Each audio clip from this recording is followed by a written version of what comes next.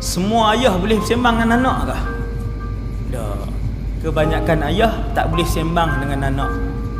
Kalau anak nak minta duit pun, dia cuit sabar. Dia cuit mak, suruh mak minta tak. Mak nak balik ni, suruh ayah bagi duit. Ayah duduk di ruang tamu je.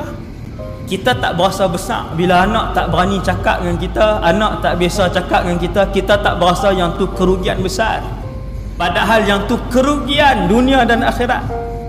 Sebab anak sentiasa menantikan sentuhan dan belayan kasih sayang ayah dia sampailah dia umur berapa puluh pun. Tapi sebab ayah bila dah dewasa sikit, umur 15, umur 16, ayah ni dah renggang dengan anak, tak pernah tanya abang, tak pernah sembang dengan anak. Anak berasa jauh. Bila pergi keluar dapat kasih sayang kawan-kawan, maka dia baik dengan kawan, dia lebih percaya dengan kawan. Bila ada masalah, dia akan luah dengan kawan, dia tak luah dengan ayah. Sebab ayah di rumah jadi panglima, nak senyum pun susah dengan anak.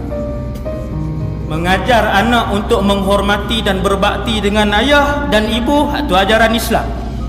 Tetapi membuatkan anak takut, segan nak bercakap dengan kita sebab kita terlalu garang, kita terlalu bengis, kita terlalu nak jaga pendapat kita saja, itu bukan ajaran Islam.